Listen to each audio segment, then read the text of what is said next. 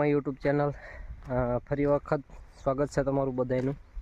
અને આજે જીરુનો પાર્ટ 2 આવી ગયો છે, કારણ કે હમણાં થોડાક સમયથી થોડોક કામમાં વધારે હતો। એનું કારણ છે કે લગભગ અમારા બે ભાઈ માથે છે અને બધું રિપેર કરતાં હમું કરતાં ટાઈમ ઘણો બધો લાગી ગયો છે અને વચ્ચે થોડા બીમાર પણ પડી ગયા હતા બધું ઢળીને હમું કરવામાં। તો આજ પાર્ટ 2 કમ્પ્લીટ થઈ ગયો છે અને લગભગ બધું જીરું અમે વાવી રહ્યા છીએ। તો એક નજર એ બાજુ મારી લઈ પછી વિડીયોની આગળ શરૂઆત કરીએ। ચાલો એક નજર પહેલાં મિત્રો સામે આ જેટલું જ કાળું દેખાય એ બધામાં જીરું વાવ્યું છે અને જે આટલું બાકી છે એમાં પણ આપણે જીરું વાવવાનું છે અને બાકી બધું કમ્પ્લીટ થઈ ગયું છે। આ બાજુ કાલે પાયું છે અને આટલું રહી ગયું છે એ આજે પાઈ દેવું અને લગભગ કમ્પ્લીટ થઈ જાય છે। અત્યાર સુધીમાં આજુબાજુમાં થઈ ગયું છે તો હજી 3-4 કિલોની આજુબાજુમાં જશે, કારણ કે આ બાજુ બાકી છે આ બાજુ બાકી છે। એ આજે લગભગ સાંજ સુધીમાં કમ્પ્લીટ કરી નાખશું, કારણ કે દાંતીને એવું મારવાનું છે। દાંત મારીને તરત કળિયું મારીને ધોરિયા નાખી દેવાના, કારણ કે હવે આટલા હાટું પાળા બંધાવવા અને માયને નહીં રાખે અને થોડુંક પાળા બાંધવામાં અત્યારે આ બધું ઢળવાનું થાય છે, કેવર આવે છે એટલે થાકી ગયા છીએ હવે વાવીને। તો હવે તને આપને કહી દઉં બધાને કે આમાં કયું એમે બિયારણ વાવ્યું છે અને કયું ખાતર નાખ્યું છે એની વાત કરી દઉં। તો બિયારણની વાત કરીએ તો 4 નંબર 4 કિલોની આજુબાજુ છાંટ્યું છે આ વખતે, અને બાકી બધું અમારું ગયા વર્ષનું ઘરનું જીરું હતું એનો ઉપયોગ કર્યો છે આ વખતે, કારણ કે આપણે કોઈ વર્ષે વાવતા નથી પણ આ વખતે થોડુંક મેં નાખેલું હતું અગાઉ અને એ બધું લગભગ સક્સેસ થયું હતું ઉગવામાં, એટલે આ વખતે એવડું એ વાપર્યું છે અને જોઈએ હવે આ વખતે એનો ઉતારો કેવો રહે અને જીરું કેવું રહે એની માથે ડિપેન્ડ કરશે, કારણ કે આ વખતે બહુ જામે એવું નથી, કારણ કે ખાતર બધા કમ્પ્લીટ મળ્યા નથી અને ડીએપી તો જો કે મળતું નથી અને ક્યાંક મળતું હોય છે તો એ ખબર નથી। અને આ વખતે 13 નાખ્યું છે, 12 થેલી લગભગ, હા 12 થેલીની આજુબાજુમાં ખાતરનો યુઝ કર્યો છે એક મણ જીરામાં, અને 2 થેલી બીજું નાખ્યું એટલે 14 થેલીની આજુબાજુમાં થઈ ગયું છે। તો જોયું હવે ખાતરમાં બહુ જામે નહીં પણ જીરું કેવું થાય છે એ આગળ આપણે વિડીયો કન્ટિન્યુ જ રહેશે। જોઉં છું હવે કે કેટલા હું ટાઈમમાં વિડીયો બનાવી રહું છું એ પ્રમાણે એના આધારે રહેશે, કારણ કે થોડીક તકલીફ રહે છે અત્યારે। અને મેં તમને કીધું હતું અગાઉના વિડીયોમાં કે મારી જોડે બીજું આવશે, એને હું થોડુંક યુટ્યુબ માટે કમ્પ્લીટ કરું છું, જોઉં છું કે કેટલું થાય છે અને થોડાક હાજા થઈ જાય એ બધા એટલે લગભગ કન્ટિન્યુ થઈ જઈશું અને થોડોક સમય લાગશે। થોડાક સમયની અંદર જો લગભગ હું યુટ્યુબમાં એને લાવી નાખીશ।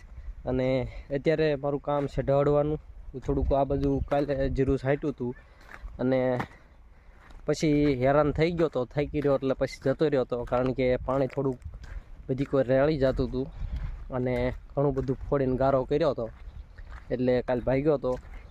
તો જોઈએ છીએ હવે અત્યારમાં થોડુંક ઢળવાનું કામ કરવાનું હતું, કારણ કે મેં ઢળ્યું નહોતું એટલે આજ બપોર પછી લગભગ પાણી પાવાનો પ્લાન હું ગોઠવી, કારણ કે અત્યારમાં તો ઢળવાનું કામ થાય છે એટલે થોડોક થાકી જઈશ એટલે બપોર સડી જાય છે લગભગ, તો આટલું ઢળવાનું બાકી છે।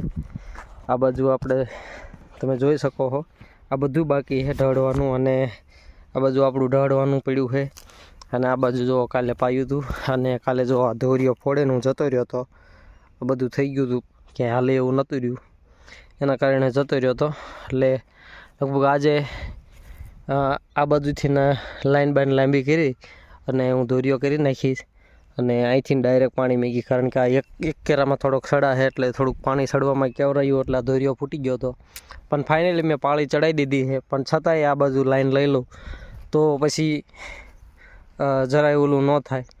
વિચારતો તો કે આ વખતે આવડા કેરા રહ્યા ને એ હોરે કરી નાખું, કારણ કે 2-3 પાણમાં હાલશે, પછી ઉગ્યા પછી નહીં હાલે, પણ એવું નથી કરવું કારણ કે બહુ પાવામાં ને એમાં બહુ વાર લાગે અને આમાંય તેઓ થાકેલા છીએ 1-2 દિવસ બીમાર પડી જાય એટલે પછી મજા નથી આવતી કોઈ પણ કામ કરવાની। અને કપા પણ છેલ્લી વીણી અથવા બીજી વીણી, અમુકમાં છેલ્લી વીણી છે અમુકમાં બીજી વીણી, એટલે થોડુંક અમથું કપા વધી ગયો છે। તો તળાઈ ગયો એટલે કપા વીણવાની હવે શરૂઆત કરવી જરૂરી છે, કારણ કે એ વસ્તુ પણ બગડે છે. એટલે આજનો દિવસ છે, આજ લગભગ કમ્પ્લીટ થઈ જાય છે આ બધું. એટલે કાલ પરમ દિવસ 2 દિવસ કપા વીણશું અને પછી પાછું 1 દિવસ જીરું વાવવાનું શરૂઆત કરશું. એટલે પાછું 1 દી જીરું વાવશું. એટલે થોડોક ગેપ પડશે, કારણ કે હું એ માટે બીજા વિડીયો નથી બનાવતો, કારણ કે આપણે જીરા માટે વધુ વિડીયો લાવ. અને ગયા વર્ષનો મેં લાસ્ટમાં છેલ્લે વિડીયો નથી બનાવ્યો, કારણ કે જીરું જે વેચ્યું નહીં, પડ્યું છે એમના બધું. એટલે 40-50 મણની આજુબાજુમાં લગભગ છે. અને આ વખતે થોડું ઘણું વવાણું છે અને થોડું ઘણું બીજાને વાવવા આપી દીધું છે. એટલે થોડું ઘણું એમ તૂટે તો અલગ વાત છે, બાકી 40-50 મણની આજુબાજુમાં ગયા વર્ષનું પડ્યું છે. અને આ વર્ષમાં કેટલું થાય છે જોઈ છીએ આગળ. હવે તો તૈયાર રહે છે એની માથે ડિપેન્ડ કરશે, અને હું આગળ વિડીયો બનાવતો રહીશ. ચાલો આગળ મળીએ. તો ફાઇનલી 2 વાગ્યાની આજુબાજુમાં થઈ ગયું છે, અને જીરુમાં આંટો મારવા આવ્યો હતો, કારણ કે અગાઉ આમાં બીજું પાણ ચાલુ કરી દીધું હતું, અને બીજા પાણમાં લગભગ કોક જીરું પાળી અડતે બધી દેખાવાનું ચાલુ થઈ ગયું છે. અને એક નજર મારી લઈ, કારણ કે એક બાજુ 4 નંબર વાવેલું છે, એ એગ્રોની થેલી છે, અને આ બાજુ આપણું ઘરનું છે. અને બેયમાં દેખાય છે, કારણ કે જે બહુ ઝાઝું તો નથી દેખાતું, પણ પાળી અડતે નજરમાં આવશે. તો એક નજર મારી લઈએ એ બાજુ, પછી આપણે આપણા કામે આગળ જઈએ. તો ફાઇનલી આ તમે જોઈ શકો છો, આવડું થઈ ગયું છે ઉગીને. અને હવે આ બાજુ છે આપણે 4 નંબર છાંટેલું, અને એ પણ દેખાય છે. તો જો